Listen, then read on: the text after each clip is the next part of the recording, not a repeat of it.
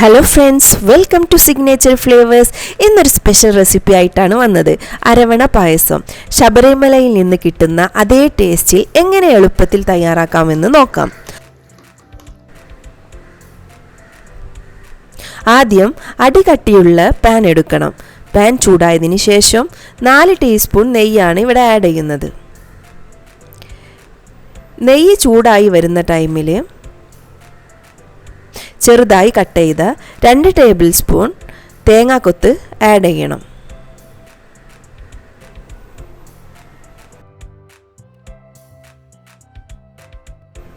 ഇതൊന്ന് ഫ്രൈ ആക്കണം.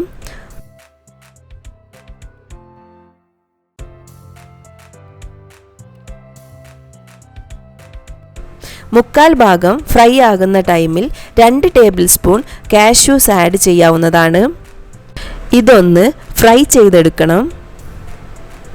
ഇപ്പോൾ ഇത് കറക്റ്റായി റോസ്റ്റ് ചെയ്തിട്ടുണ്ട്. ഇത് കോരി മാറ്റാവുന്നതാണ്. കരിഞ്ഞു പോകാതെ നോക്കണം. ഒരു മീഡിയം ഫ്ലെയിമിലിട്ട് ഫ്രൈ ചെയ്താൽ കരിഞ്ഞു പോകില്ല. ഇവിടെ ഞാൻ 100 ഗ്രാം ഉണക്കലരിയാണ് എടുത്തത്. ഇത് നല്ലവണ്ണം കഴുകിയെടുക്കണം. ഇനി ഈ പാനിലേക്ക് കഴുകിയ ഉണക്കലരി വെള്ളം പൂർണ്ണമായി സ്ട്രെയിൻ ചെയ്തതിന് ശേഷം ആഡ് ചെയ്ത് 1 മിനിറ്റ് നേരം വറുത്തെടുക്കണം.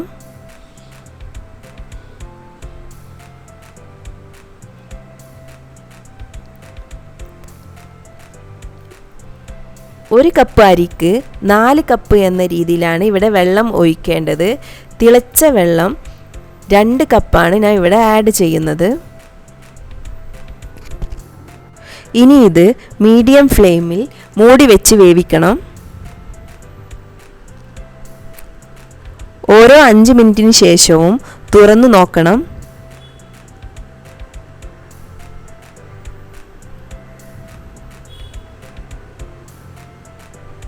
വെള്ളം ആവശ്യമാണെന്നുണ്ടെങ്കിൽ തിളച്ച വെള്ളം ആഡ് ചെയ്ത് കുക്ക് ചെയ്യാവുന്നതാണ്.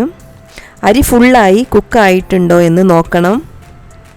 ഇല്ലെങ്കിൽ മൂടി വെച്ച് വേവിക്കാം. ഈ അരിയാണ് കഞ്ഞി വെക്കാനൊക്കെ ഉപയോഗിക്കുന്നത്. അതുകൊണ്ട് തന്നെ പെട്ടെന്ന് കുക്കാകുന്നതാണ്. 15 മിനിറ്റ് കൊണ്ട് ഫുൾ അരിയും കുക്കാകുന്നതാണ്. ഈ ടൈമിൽ കറുപ്പട്ടി 200 ഗ്രാം എടുത്തിട്ടുണ്ട്. 1/2 കപ്പ് വെള്ളത്തിൽ 4 ഏലക്കായ് ചേർത്ത് ഉരുക്കിയെടുക്കണം.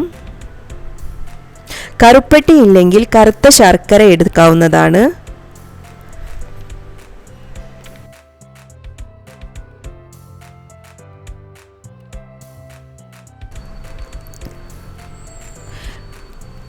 ഇപ്പോൾ അരി ഫുള്ളായിട്ട് കുക്കായിട്ടുണ്ട്. ഇതിലേക്ക് സ്ട്രെയിൻ ചെയ്ത കറുപ്പട്ടി ഒഴിച്ചു കൊടുക്കാവുന്നതാണ്. അരി കുക്കാവുന്നതിന് മുമ്പ് കറുപ്പട്ടി അല്ലെങ്കിൽ ശർക്കര ഒഴിച്ചു കൊടുക്കരുത്. അരി പിന്നെ കുക്കാവില്ല. അതുകൊണ്ട് അരി ഫുൾ കുക്കായതിന് ശേഷം ഉരുക്കിയ കറുപ്പട്ടി ഒഴിച്ചു കൊടുക്കാവുന്നതാണ്. ഇനി ഇത് രണ്ടും ഒരുമിച്ച് കുക്ക് ചെയ്യണം. ഒരു 5 മിനിറ്റ് മീഡിയം ഫ്ലെയിമിലിട്ട് കുക്ക് ചെയ്യാവുന്നതാണ്. ഇവിടെ ഞാൻ 2 ടേബിൾ സ്പൂൺ കറുത്ത മുന്തിരി എടുത്തിട്ടുണ്ട്. ഇത് വെള്ളത്തിലിട്ട് കുതിർക്കാൻ വേണ്ടി വെക്കണം.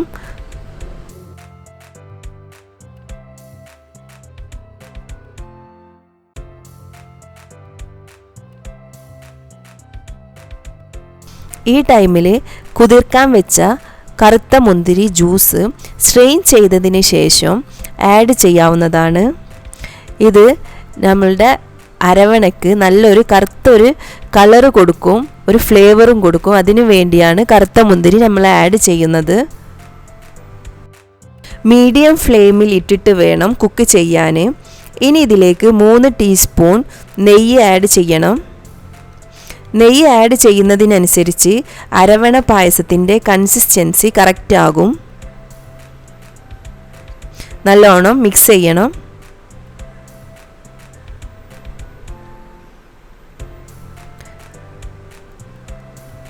ഇനി ഇതിലേക്ക് 1 ടീസ്പൂൺ ചുക്ക് പൊടി ആഡ് ചെയ്യണം. പെട്ടെന്ന് തന്നെ മിക്സ് ചെയ്യണം. മിക്സ് ചെയ്തിട്ടില്ലെങ്കിൽ കട്ട പിടിക്കുന്നതാണ്.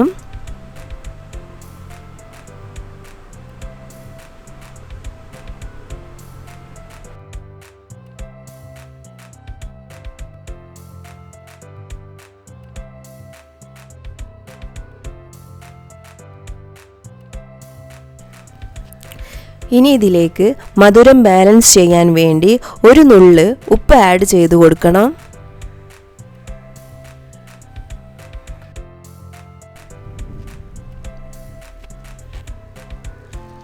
അടുത്ത് റെഡിയാക്കി വെച്ച തേങ്ങാക്കൊത്ത്, കാഷ്യൂസ് ഇതിലേക്ക് ആഡ് ചെയ്ത് കൊടുക്കാവുന്നതാണ്. മിക്സ് ചെയ്യണം.